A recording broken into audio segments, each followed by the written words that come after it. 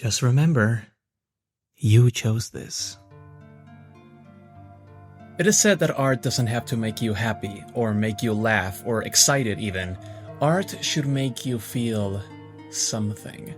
Whatever that something is will come as a result of the author's vision filtered through your own personal perception, which is why it's impossible to quantify how good a work of art is at eliciting emotion.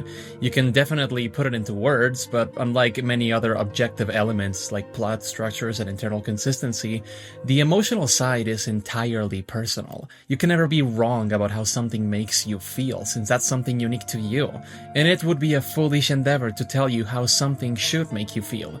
Even if we can agree that certain movies are sad and certain games are fun, that comes from a reasonable assumption of the author's intention, and an assessment of their success. It's easy to understand when a movie is supposed to be sad, or epic. We recognize attempted comedic timing, but can you properly explain to me why something, regardless of the author's intention, just makes you feel miserable?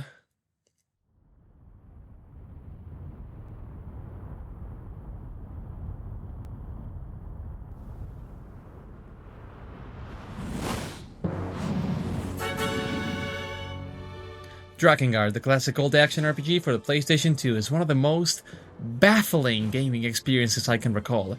Unlike any other RPGs or story-based games with downer stories, it doesn't present itself as a tragedy. Sure, it's grand and bombastic, but the tone is more in line with the typical shonen anime than with a serious character drama. Cult classic. That term carries a certain prestige, doesn't it? Almost as if saying that the people back then were too stupid to understand this, except for a few individuals who really got it. It comes with an expectation of quality, a sort of excuse as to why, despite its virtues, it wasn't very successful. But many years, thanks to its passionate fans, we can still experience it and feel that joy for the first time. But there is no joy to be found in Drakengard. Every element of this game seems to be intentionally designed to make you miserable. The world exists in a natural state of disaster. The gameplay is monotonous and unengaging, making you feel the coldness of taking away human lives by the hundreds, and almost every single person in this story is a horrible human being. This is not a game you play for fun, at least not anymore.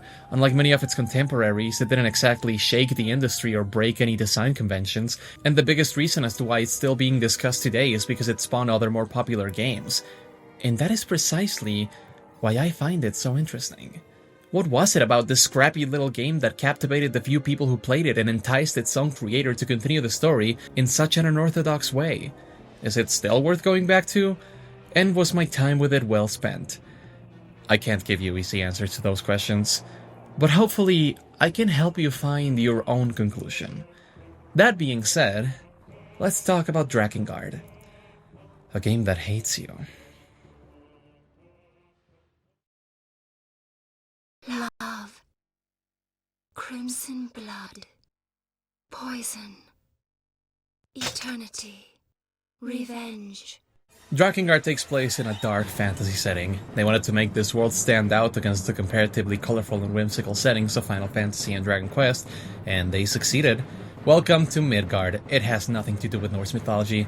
The god of Midgard is responsible for three big creations: the dragons, the races of Midgard, and the Watchers. But there is a species that he did not create, and that's humanity. In fact, God hates humanity and wants to destroy them. Dragons were created to destroy humanity. The humans, ever oblivious to the cruel thesis of their god, worshipped him and rationalized the dragon attacks as trials sent by God. But eventually, a threat far more destructive than the dragons arrived from the skies: the Watchers.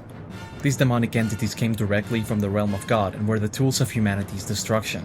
But once again, the humans, especially the people of the Empire, saw them as gods and worshipped them. But eventually humanity was forced to protect itself from these grotesqueries if they were to survive. So the Seal was created, a magical barrier to prevent the Watchers from entering Midgard, for they would bring nothing but chaos and death. The Seal was divided in four: the Seal of the Ocean, the Seal of the Desert, the Seal of the Forest, and finally, the Goddess. Contrary to what her name may imply, the Goddess is not a deity, but in fact a title forcefully bestowed upon a human woman. She who bears the seal will renounce her ties to her mortal life, exiling herself to the Goddess's castle to spend her days in prayer in order to prevent the seal from breaking. Any distractions are forbidden, so the Goddess will never see her friends or family for the rest of her days. This is the world in which Kaim was born, a world cursed by its own creator, where humanity worships the very beings created to destroy them, a world in which innocent women are forced to sacrifice their lives to prevent it from ending, a world in which that woman is his sister. When Kaim was very young, he witnessed a black dragon devour his parents, and not long after he lost his sister too after she became the goddess. Kaim lost everything, so by the time we meet him, he's already a broken man. Starting the game without this context mistakenly leads you to believe that you're controlling your typical RPG hero, a selfless protagonist who will sacrifice anything to protect his sister. During the first mission, he's mortally wounded, but then he meets the dragon, who is in a similar predicament. To save each other and gain strength in the process, they make a pact, merging their souls together, binding their fates to each other. Kaim obtains the immense power of the dragon, but he has lost his ability to speak. And there's something to say about this, right? From this point onward, the main way Kaim has to express himself is almost exclusively through violence. When you first fly in the back of the dragon, it's cathartic, the orchestral music soars and you feel invincible. Throwing fire at enemies and dodging attacks in any direction is a feeling that any mortal would dream of. But the dragon asks a question. Must you slaughter so many? Which seems like a strange question for a video game to ask, but is it? Usually the more enemies you defeat in a game, the better. You get more experience points or materials, eliminate a threat, or maybe it's just fun to do it. But after the initial rush wears off, you realize something. Killing enemies is no fun, so why do you do it? Well, to rescue my sister. But do you have to? There may be hundreds of enemies in the battlefield, but the game only asks you to kill the target enemies. You do not need to kill anyone else. Why would anyone go out of their way to kill so many people like this? And for fun? The answer is simple. You are a horrible person. The dragon may call you out on how cruel you are, but it's not like that's gonna stop you. You have a mission to accomplish, and the more the enemy soldiers and die, the better. The safer this world will be. After all, these people are trying to bring about calamity to Midgard. They're not even human to me, they're monstrous drones for the empires that want to destroy this world, so their lives are worth nothing! At least, that's what I tell myself, because otherwise, it would mean that... 2. Sacrifice. Mother. Ritual. Scarlet. Prayers. Heresy. Hell. Solitude. The cast is composed by a couple of interesting individuals, each of them carrying a sin that led them to make a pact of their own. Kaim may have sacrificed his speech in order to gain power, but his team is no better than him. The dragon may fight alongside you, but make no mistake, she hates humans just as much as they hate her. She doesn't accept the pact with Kaim due to some shared goal, she does it because otherwise she's going to die. And throughout the story she makes no attempt at hiding her disdain for humans. But can you blame her? Firstly, she was created to destroy humans, but even then, in her thousands of years of life, she had only ever witnessed humans committing atrocities towards each other and to her dragon siblings. Usually in these stories, Kaim would stand out as the only human to show her kindness. But that's not even the case. If she didn't agree to the pact, Kaim would have killed her. She has only ever been a slave, if not a slave of God, a slave of humanity, forced to sacrifice herself for worlds that have no love for her. Leonard fights valiantly alongside you, always kind, always willing to sacrifice himself for the good of the world. He was a hermit, peacefully raising his brothers in the forest. Now, why was he in the forest? Partly to seek peace from the never-ending war between the Empire and the Union, but he's not free of sin. Leonard is a repressed pedophile. He chose to isolate to punish himself for his abhorrent urges, and he was successful. Until he wasn't. He isn't a rapist and he didn't attack anybody. He went into the woods by himself to masturbate, but by the time he was back, his brothers had been killed. He couldn't even succeed at taking his own life afterwards. He seeks atonement by fighting the Empire and making a pact of his own, sacrificing his eyesight. But for someone like him, maybe that's for the better. When he eventually befriends the kind Sarah, a young boy who seeks to save his sister, Leonard can't be the person Sarah needs him to be. He knows he can't. He shouldn't get close to him. Eventually, the only redemption Leonard can find is sacrificing his own life. When the elves were massacred by the Empire, they didn't finish the job, and a few survivors remained. One of them is Ariok, and in exchange for her fertility, she made a pact of her own. Before her people were slaughtered, she was a mother, living happily with her family. But the trauma of losing them was too much for her, eventually going insane, cannibalizing young children as a way to keep them safe inside of her. This is her grief-stricken way of wanting to become one with her children. After all, is there a safer place for a child than inside her mother's womb? A mother who lost her family and is unable to give life, now resorts to taking it. Family, mortality, and loss are a common denominator between the playable characters, and who better than Sarah to showcase this? He's a young boy, descendant of a clan of golem sorcerers, and as such he was born with the ability of commanding the creatures. But his childhood, as one might expect in a world like this, was far from ideal. He and his sister Mana were not treated equally, her sister being abused and brushed aside by her parents, due to her not inheriting the power to control golems. However, Sarah was overprotected and showered with affection by her mother. Amongst many other stories his mother told him, he was particularly fond of the fairy tale of the little hero, a figure of inspiration for young Sarah. This might not sound so bad for him. He may feel guilty about his mother neglecting his sister, but he himself had a life full of love and affection. And then his parents died. His mother sacrificed herself so Sarah could make a pact with the golem. The price he paid? His aging. But that can't be a bad thing for him, right? He's not cursed to never grow up. This is a sign, a confirmation that he is the little hero from fairy tale. Right? I said most of them are terrible people, but I purposefully didn't differentiate between them. It's fairly easy to agree that Sarah is a good person, since he never hurt anyone and a child is not responsible for their parents' actions. But how about Leonard? Is his soul damned because of his repressed desires even though he never touched anyone? Is Aryok evil for her atrocities when she has lost her grip on reality? Do you think their actions are enough to redeem their sins?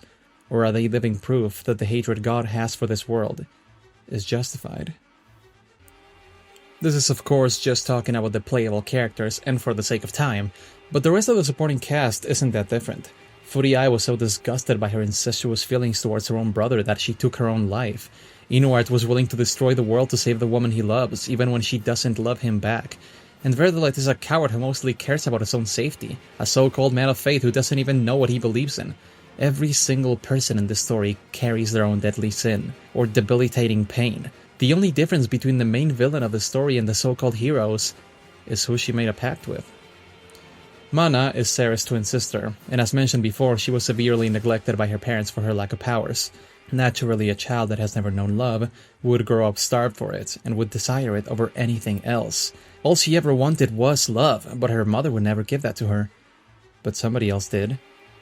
The Watchers took advantage of her need for love and filled her head with empty promises, eventually taking control of her mind and body. Mana would be the emissary of the Watchers and the High Priestess of the Cult of the Watchers. She would personally break Inuart and turn him into a tool for the Empire, and seems to lack any sort of empathy or regret. She gleefully dances and laughs after Furiai takes her own life. The only people Mana seems to care about are the Watchers. After all, they're the only ones who ever showed her any kind of love. But how much of it is her fault? Is it the fault of a 6-year-old to be manipulated in this way? It's not clear how much of her actions are her own will, and when the influence of the Watchers goes away, she seems to feel some regret for what she's done. But can she ever atone for what she did? Or is she a blameless victim?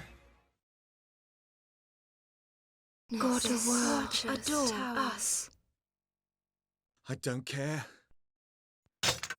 The journey through Midgard is not exactly fun in games either, but not just because of some narrative choice or character actions, but simply put, this game is not very fun to play. Drakengard was initially envisioned as an aerial combat game, similar to titles like Ace Combat or Panzer Dragoon. Later on, thanks to the success of Dynasty Warriors, ground battles were implemented.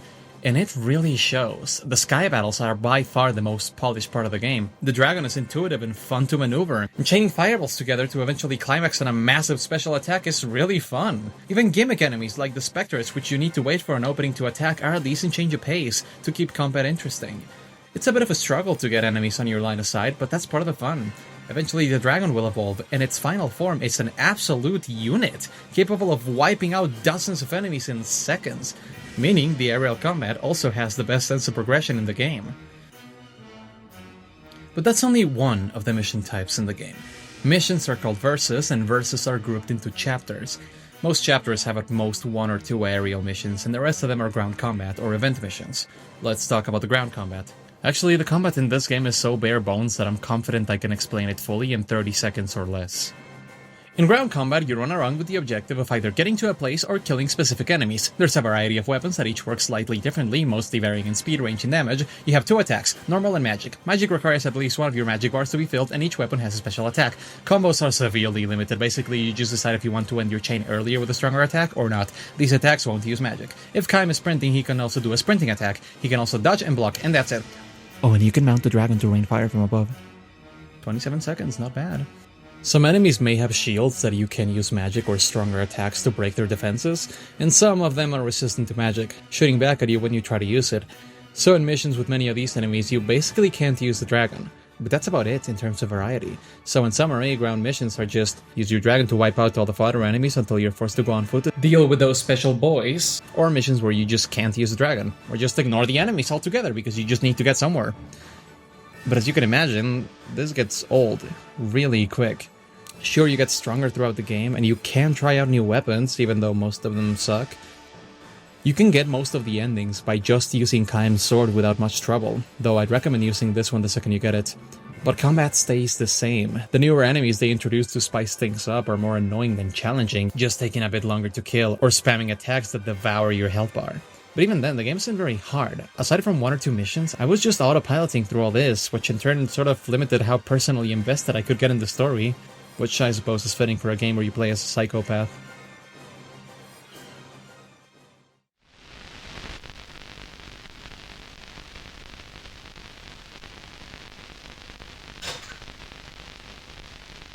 How painful do you want this to be? The least violent end to the story is the very first ending, where the dragon reveals her name to Kaim, solidifying their bond, and she chooses to sacrifice herself to become the new seal. In one hand, this is just another victim of this world, forced to sacrifice herself to protect a world full of hate. But on the other hand, you could see that as Angelus taking back her own agency and defying her creator, choosing instead to save the humans that hate her, in hopes that this world becomes a better place. But even then, Kaim's sister Furia is dead, and Inuart is bound to the same black dragon that killed her parents.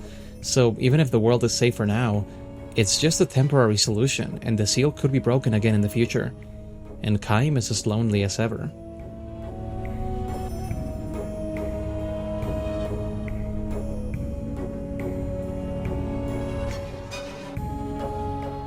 But this can't be the true end, right? There has to be a way that things end up okay, right? After all, there are 5 whole endings, 5 opportunities to save everyone. Right? Inuart seems to think so. In Ending B, we follow him after he leaves with Furia's body. He plans on using the Seeds of Resurrection to bring her lover back to life, but the Seeds of Resurrection are a fairy tale. What they are is the Seeds of Destruction. And refusing to listen to reason, he places Furia's body inside a seed. Bringing her back to life is a soulless, grotesque abomination. The goddess meant to protect this world is now a servant of the god who wants to end it. Inuart is killed by this angelic creature that resembles the woman he loves, and Kaim is forced to watch his sister die by his hand. But at least, the world is saved. Right?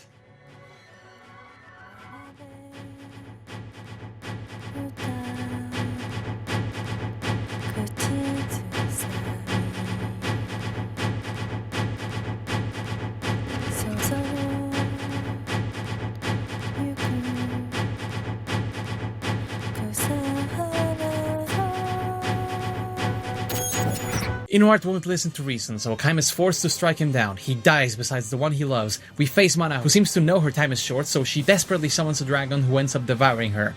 We won? We won? No. Now transformed into the Chaos Dragon, Angelus reveals that she and her brothers are revolting against mankind. Whatever Angelus feels is irrelevant, for she and Kaim are fated to fight to the death.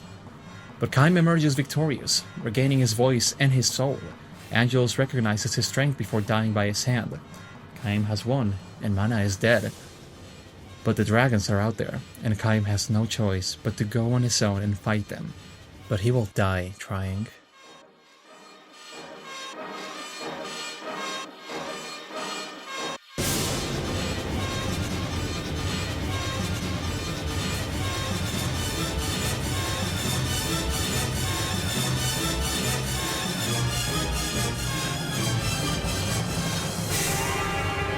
No!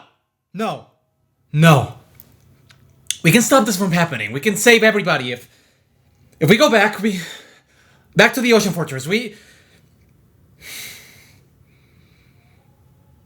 Maybe there's a way to stop this from happening. Sarah tries to reason with his sister Mana, so she'll leave the Cult of the Watchers. Failing to persuade her or see any other options, he orders the Golem to kill her. But her death not only unleashes the Grotesqueries anyways, but also a far bigger threat. Unlike anything this world had seen in a century. The Queen Beast is released, the Queen of the Watchers with the power of summoning an army at will. The world is overrun. Leonard and Aryok lose their lives to give Sarah a chance to escape. Kaim takes him away, but Sarah refuses to leave. After all, he is the little hero.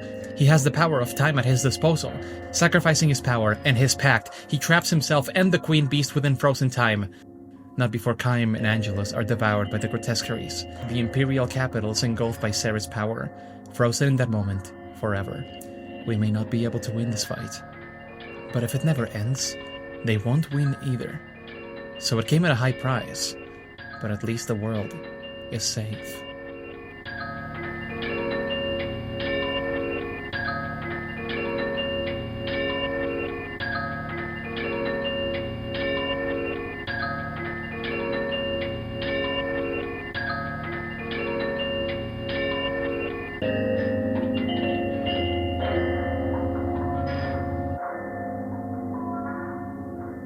Is this really it?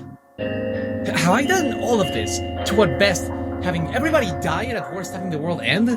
What's the point of multiple endings anyway if with every action I take all I bring is pain? Is there really no way to save these people? Are you telling me that the best thing for the world is for all of them to die? Or that Midgard was always doomed and my actions and struggles were for nothing? How about all the people I killed? How far I traveled? The friends I buried? Is that all just fated to end like this? Nobody's asking you to do this. You don't have to kill non-target enemies. You don't have to do side missions or get all the endings. You're choosing to do this. Your pain is your own fault. But that didn't stop me from trying. I refuse to accept this ending. And I know I have one more chance to make things right. One more chance to save everyone. Because this game told me, I know that one ending remains. And it's a bitch to get. How do I get ending E, you might ask? Well, it's really simple, really. Firstly, you have to complete all the other missions in the game. Sensible enough, okay. And then, you know those other weapons I mentioned before? Throughout your quest, you probably collected a few of them. 10, 13. You just need to go back and get the ones you missed. How many weapons are there in total? 65. Again, you don't have to. You can stop playing. There's nobody forcing you to go out of your way to kill even more people and collect all those weapons. You can just stop and accept that this is how the story ends. But I didn't. I spent days of my limited time on this earth sluggishly replaying through this dull gameplay and empty locations, fulfilling arbitrary and vague requirements to get each and every weapon. Sometimes it's enough to finish within a time limit. Sometimes you just got to find a treasure chest. Sometimes you need to follow a very specific path in a maze to then fight a room full of magic-resistant enemies. Sometimes you need to just wait for 40 minutes for the chest to appear. And sometimes you have to kill every single magic-resistant enemy on the map within 6 minutes. But I fucking did it. And I will get the last elusive ending of Drakengard. So what does ending E have in store for you? Is this how we save everyone?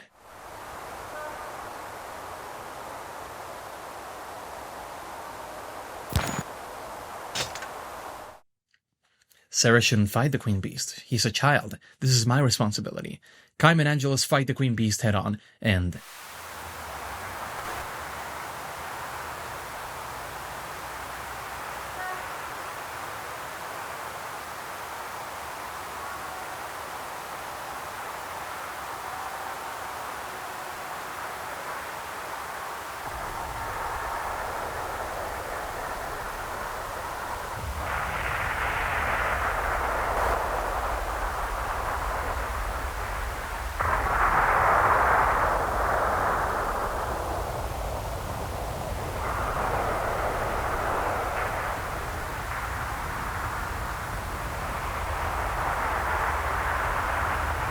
Is this the land of the gods? I'm home. After promising Sarah to see him again, Kaim and Angelus follow the Queen Beast through a mysterious portal. They may not know where they are, but we do. Even if you're not Japanese, you can easily recognize the real-world architecture and make the connection yourself. But just think about this for a second. RPGs like Drakengard tended to be made with the Japanese public in mind, and the sales usually reflected this. Of the 440,000 units Drakengard sold, 240 were in Japan, well over half the total sales. Which means that a significant amount of the people playing were not just seeing the real world in their screens. It was the capital of their own country. Or maybe even the very city they lived on. Not feudal Japan or a cyberpunk future. But when the game released in 2003, this was modern-day Japan. A regular day in Tokyo is when a flash in the sky brings forth two extra-dimensional creatures. The dragon and the statue. The Queen Beast rises, and instead of attacking, she begins to sing. This is the power of song that the Queen uses to summon her grotesqueries. She's trying to summon her army, and she may be able to do that. The dragons are angels too, so Kaim and Angelus engage in a battle of song. They need to sing perfectly in sync to counter the effects of the Queen, otherwise this world will be doomed as well. And this is not a simple song, but a complex, abstract melody that erratically changes in tone, frequency, and speed.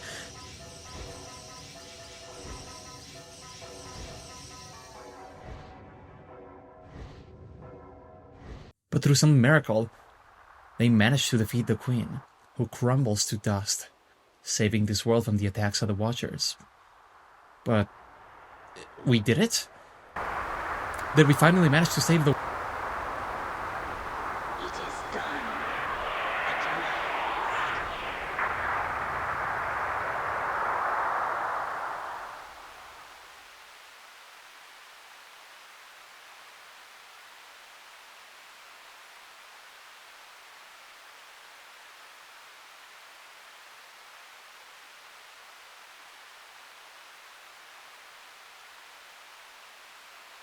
Did you really think that something like this could go unnoticed?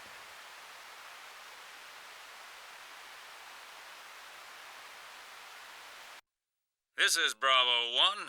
Unidentified target has been neutralized. Over and out. Two kaijus appearing out of nothing like this would probably be a cause for concern, and the dragon was trying to help, sure, but they don't know that. It's not like Angelus came equipped with a radio to let the army know she's a good dragon, so yes, they shot them out of the sky and they fall to their deaths. The dragon's body impaled on top of Tokyo Tower. And Kaim was never found. He's most likely dead. Even if he did survive the missile, could he survive a fall like that? Who's to say? But even if they both died, their friends are safe, right? Maybe, but the seal is still broken, so God can continue his assault and now Midgard doesn't have its strongest warriors. But at least we managed to save this world from utter destruction. After all, Watchers can't get here, so everything should be just fine. So the final ending, the hardest ending to get, with a tough-as-nails final boss, is what amounts to a practical joke, no different from the dog ending in Silent Hill. Why? Why disrespect me like this? I did everything in my power to save my friends, and this is what I got?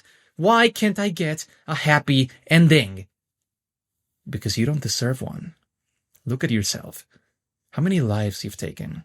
Human beings you slaughtered while complaining that it was boring? Then when you don't like how things go, your solution is to go and kill more people? Are you kidding me? No. You don't get a happy ending. You're not capable of having a happy ending because this game makes you a horrible person. Because Drakengard, plain and simple, hates you.